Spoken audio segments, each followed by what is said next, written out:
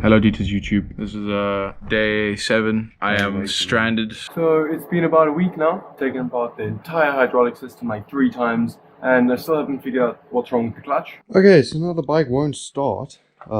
Just one problem after the next.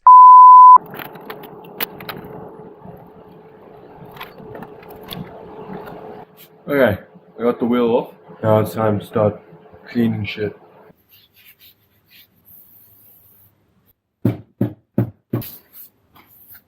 Look at this. Basically just came out the factory. I've been scrubbing away at these brake pads with this toothbrush for like half an hour, 40 minutes. And then I discovered this, which is like a kitchen sponge. But it makes quick work of all the brake dust buildup on the calipers. So if I had this like an hour ago, it would have saved me like literally 55 minutes. And now I'm gonna re-grease this thing, and then tomorrow I'll throw it all back together. So for like this entire morning, I've just been trying to get the wheel bearings out of the wheel without damaging anything. Because I was planning on just re-greasing them, but when I took it out, the one was just absolutely corroded, and it looked like it had been greased with copper slip. This here is the rusted bearing, and if you can see, it doesn't really... Nice. Doesn't really spin, and it's very noisy. This one on the other side, it's not great, but spins a lot longer and it's a lot quieter.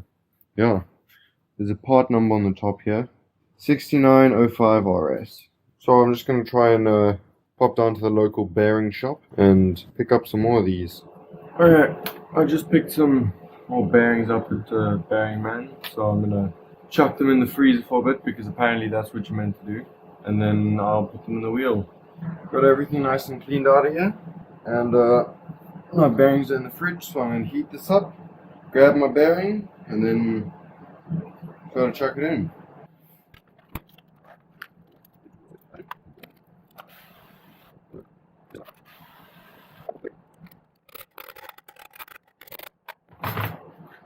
Okay, I don't know if that heating it up and cooling it down made it easier, because I haven't done it without doing that, but it wasn't too hard, and got the right size socket, 32mm luckily, so that wasn't too bad. Alright, so now I've got the circlip and this little seal, the dust seal. I don't have replacements for these, so I try to clean them up as nicely as possible. And I'm just gonna grease them and chuck them in there. And this grease should stop this thing from corroding again, because it was rusted in there pretty good.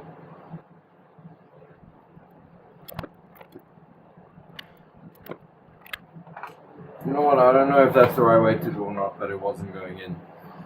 That thing is, it doesn't help that I have a really shitty little tool here that is in 2 pieces, but that thing was not going in. Let's get a healthy amount of grease on top of everything there. I don't know what a healthy amount is, so I'm just guessing.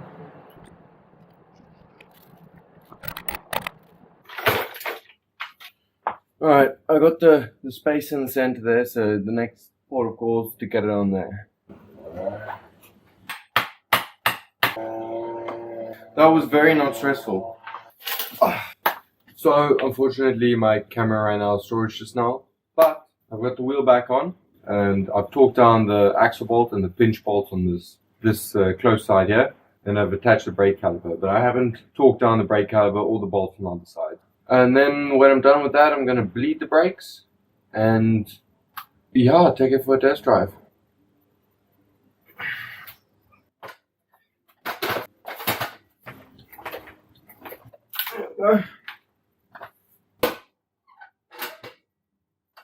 This thing actually has mounting points for the shock.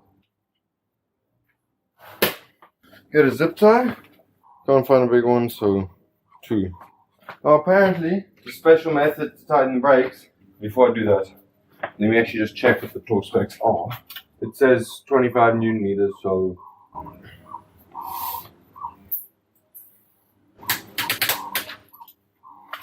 I don't know, the torque settings just don't feel tight enough. Guess if that's what it says in the manual, it must be. Okay, so bled the brakes, everything's done. Gonna start up, hopefully she starts and take it for a test drive. Oh, perfect. I thought I lost this, the little bleed nipple cover, but found it. And now it's done. Choke out.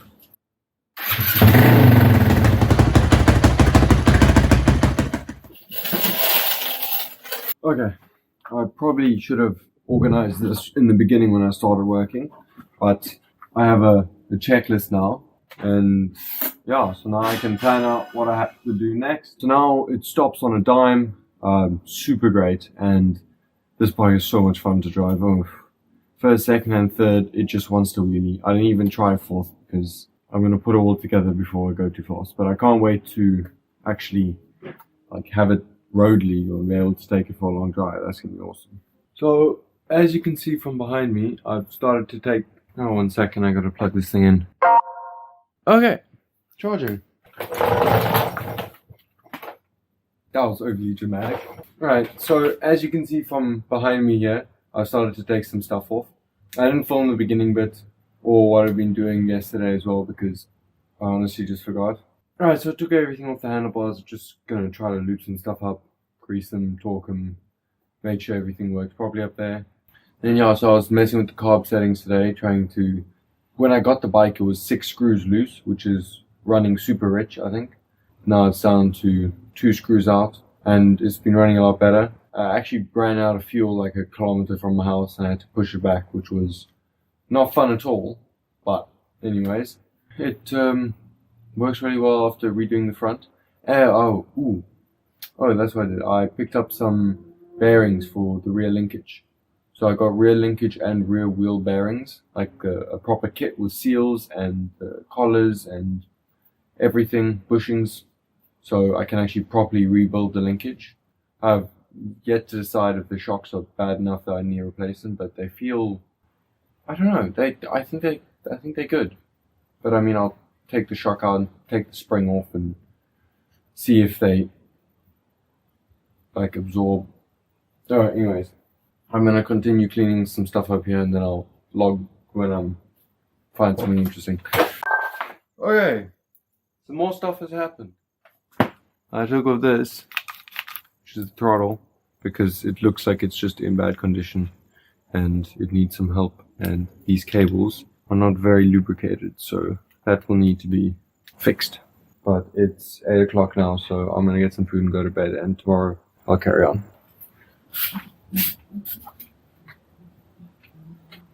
I'm just taking out the triple cam bolts and retorquing them, and also putting some copper slip on here because these ones are steel and they rust.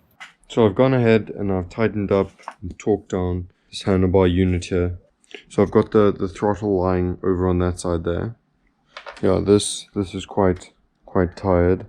So I'm gonna check the other bike to see if that cable's fine. This fuel hose here is also in not good nick. Alright, so we're here with the other bike, and as you can see I've already taken quite a couple of parts off.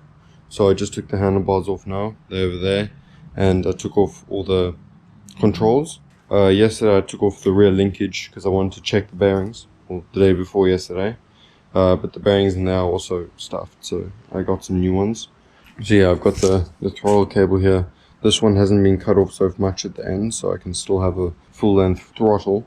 I use this. The rubbers and stuff also look in slightly better condition, so I'll build a hybrid of the two with the best parts. Same goes with this, the hydraulic clutch lever. The lever looks like it's in a little bit better condition as well. Unfortunately, both are missing the plastic here, which I don't know how important it is to have the plastic. I don't know if I can just put something else over it, but it'd probably be smarter to get a new cable. And then I picked up this, got the brake light switch of the other one, just because it has this piece of rubber which is not on the other one. And then yeah, I have the front brake assembly as well. So it's just it's a little bit less worn. The perch is still, the levers aren't shaking around as much. I'm either gonna just replace the lever, or I'm gonna grind off some more, bend it, and try to smooth this out so it won't stab me, but I'll have a nice 2-finger. Because yeah, I mean the lever's already broken, so I may as well try to do that. Also, this one has a brake light switch, which is helpful. This is why it's quite nice to have two of everything. You look here, this this completely snapped. So this cable's overall in better condition than the other one, but everything around it is corroded, so it looks like I'm not going to be using these. So over here on the table, I have everything from the right hand side of the handlebars.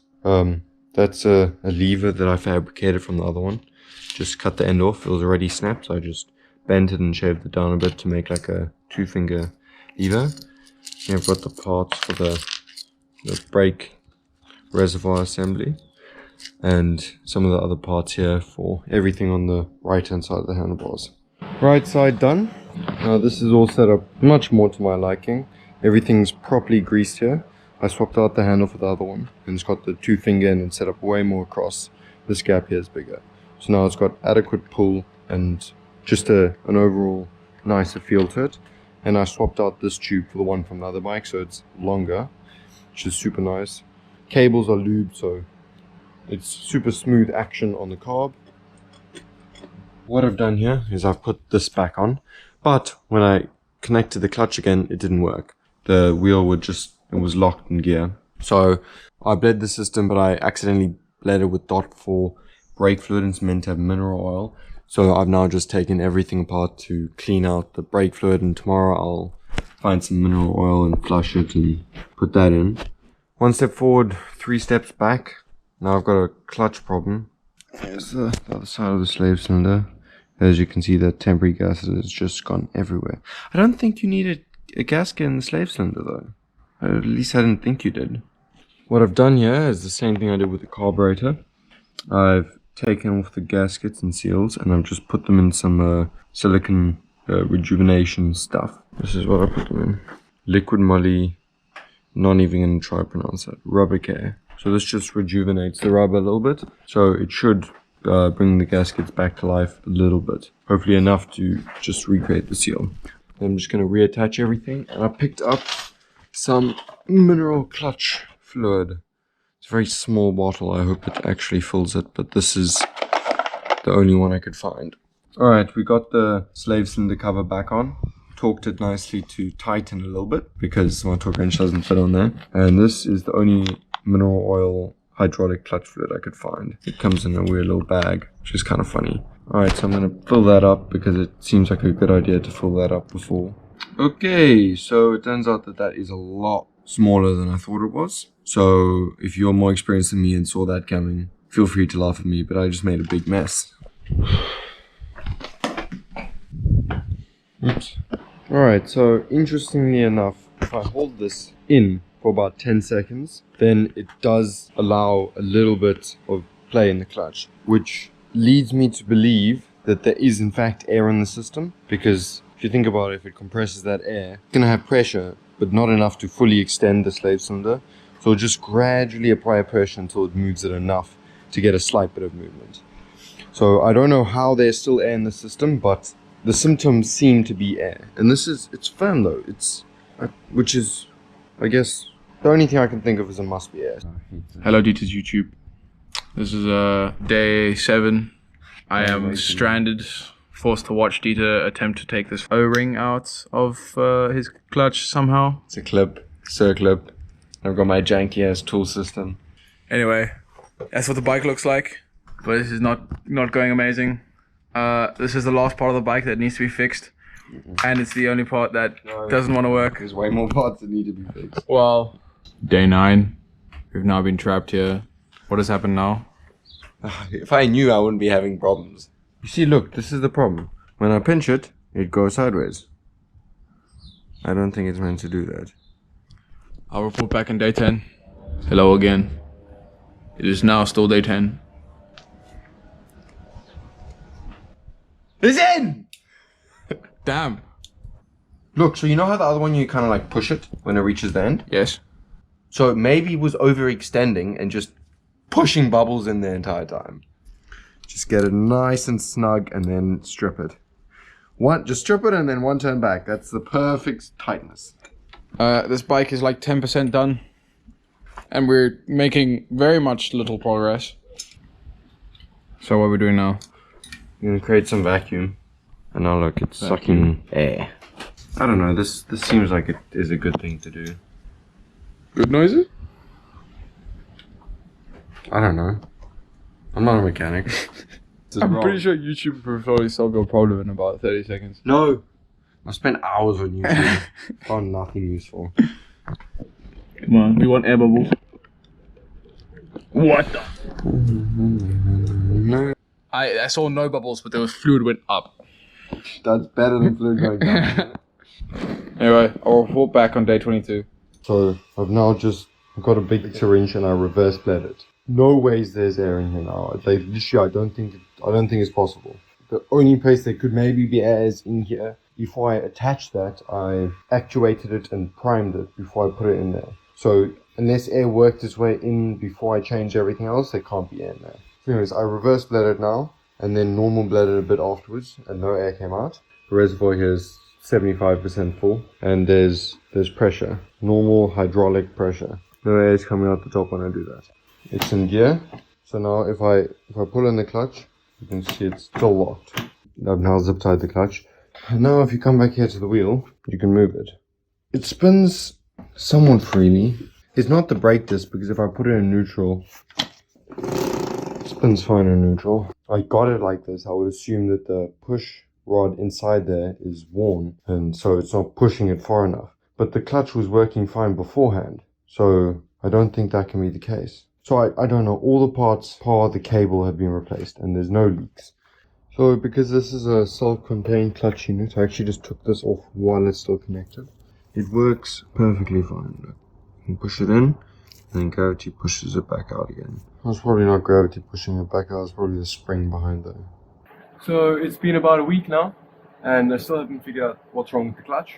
I've taken apart the entire hydraulic system like 3 times, re-bled it 3 times, changed our parts, and it still just won't work, which is really weird. So I guess the only thing that could be wrong now is the clutch.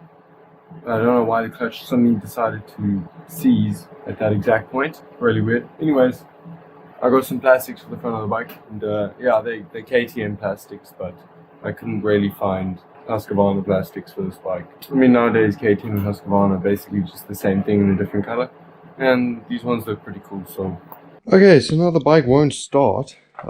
Just one problem after the next.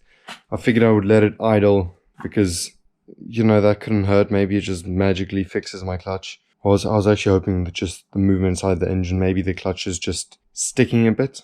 I'm not an expert. I don't know what's happening. I figured idling would help, but now it won't start. I pulled out the spark plug and yeah, it looks like it's been running a little bit very rich, which I mean, I guess it has. Okay. Definitely some sort of a spark there because I got shocked. Okay, we got the bike out here, and in a interesting but not so fun turn of events, I was just an idiot, and this bike is a slipper clutch, which means the wheel's not going to spin freely on the back, even when I pull the clutch in.